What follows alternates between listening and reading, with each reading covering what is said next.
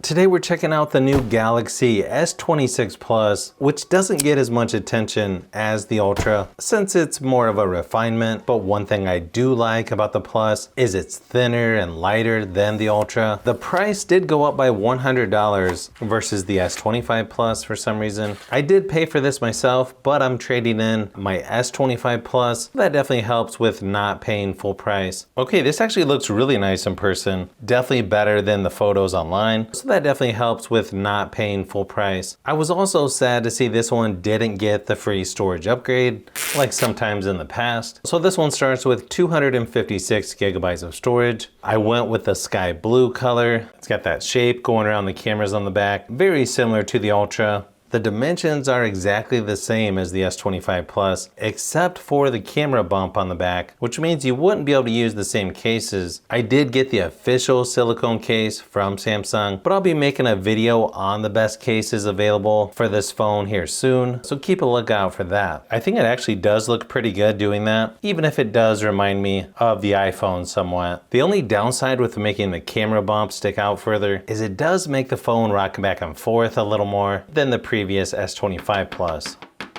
Here it is next to the S25 Plus. As you can see, pretty much the same except the cameras. It also looks like they made the power button just a little bit larger there as well.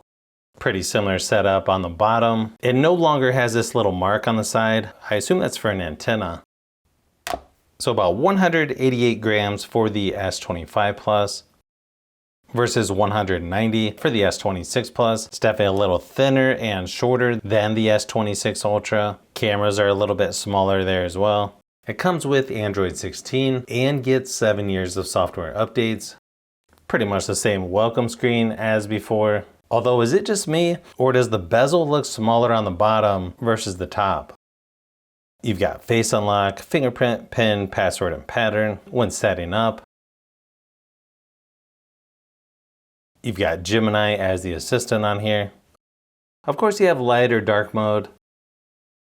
I feel like the lock screen is okay on here. Definitely not as good as the S25 Plus, in my opinion. Fingerprint scanner seems to work pretty good.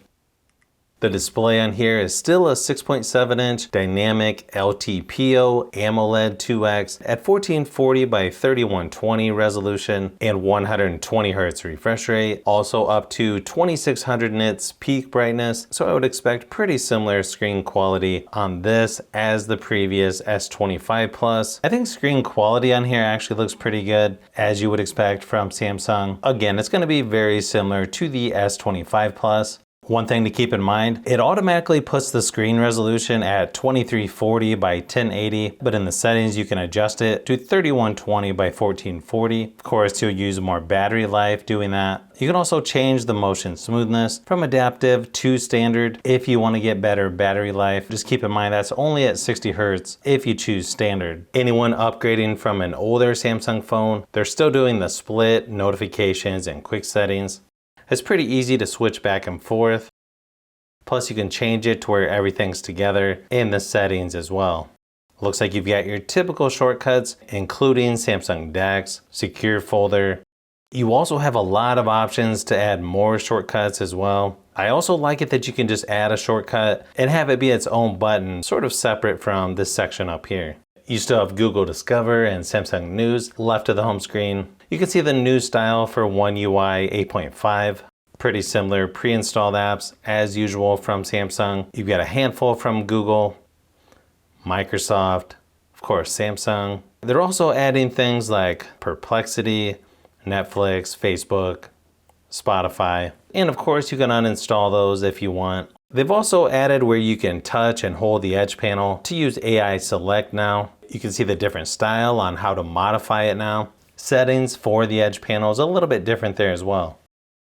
It's using about 13% so far of the 256 gigabytes of storage. It now has the Snapdragon 8 Elite Gen 5 processor, but it still has 12 gigabytes of RAM. You can tell just by looking at the benchmark results that it's a nice increase over the S25 Plus in single and multi-core scores and in GPU performance as well. So of course it's going to play most of the games in the App Store without too much effort. I actually think the performance on my S25 Plus still seems pretty fast even 1 year later. So of course it's not a huge surprise that this phone is going to have pretty good performance if you want to do gaming, multitasking. I would say you could even do some video editing on here. I know for me, I just prefer to do that on a larger screen. I know just testing out PUBG Mobile and Asphalt Legends Unite at the highest settings available, the phone didn't seem to overheat or anything like that, which is always good to see. It's got a 4900 milliamp hour battery, just like the previous version. You would think they would upgrade to the 60 watt fast charging like the Ultra, but no, this one's still 45 watts, unfortunately. They did increase wireless charging up to 20 watts though, instead of 15. I believe this one also went from 2000 charging cycles down to 1200, just like the Ultra. Not really sure why, but just keep in mind, after you charge this from 0 to 100%, 1200 times, the overall capacity will drop. I think the good thing is most people aren't going to use their phone all the way down to 0%. So it's going to take a little longer than you would expect to charge that many times. I also ran my typical battery drain test at 100% screen brightness and it lasted about 15 hours. So it didn't last quite as long as the Ultra, but it also was quite a bit less than the previous S25 Plus. I know there's a lot of variables when it comes to battery life, but it's sort of interesting to see battery life is less on this and the Ultra compared to the previous versions. So we'll have to see how it goes with the normal everyday use. I feel like the speakers on here are pretty similar to the S25 Plus. I think the S25 Plus might actually sound a little louder, but here's a quick sample just to give you an idea of what it sounds like.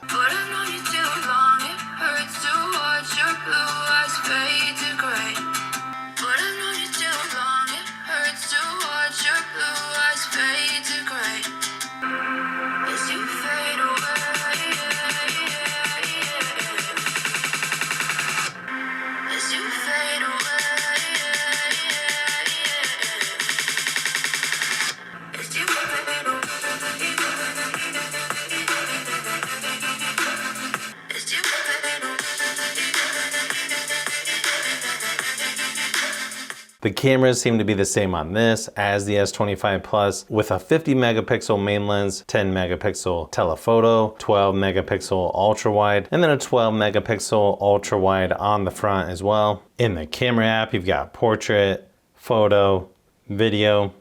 Under more, you've got expert raw, pro video, food, panorama, slow motion, hyperlapse, and portrait video. You can also shoot up to 8K resolution, 30 frames per second for video recording.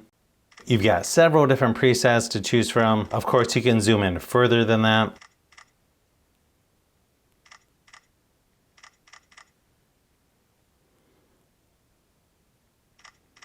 You can see it does brighten up the screen when you're looking at photos. I have a feeling that's just on the device, or if you look at this on a computer, it's probably not as bright. It definitely looks pretty good on the phone though. Here's a few quick samples just to give you an idea of what to expect from the new Galaxy S26 Plus.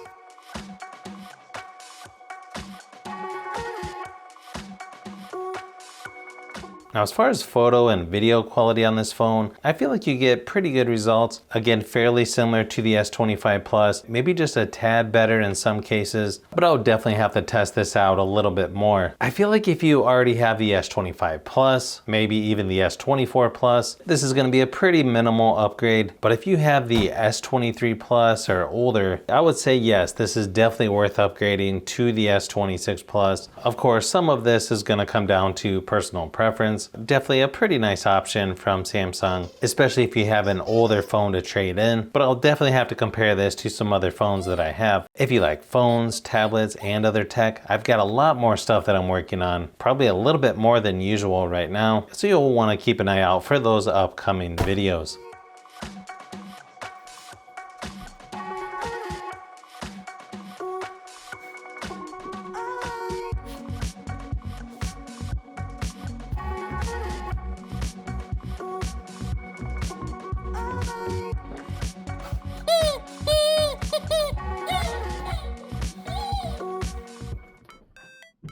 So if you've made it this far into the video, you may want to say thanks by subscribing, and don't forget to give a thumbs up if this video was helpful. This is Brian from Fishbee Productions. Thanks for watching, and I'll see you on the next one.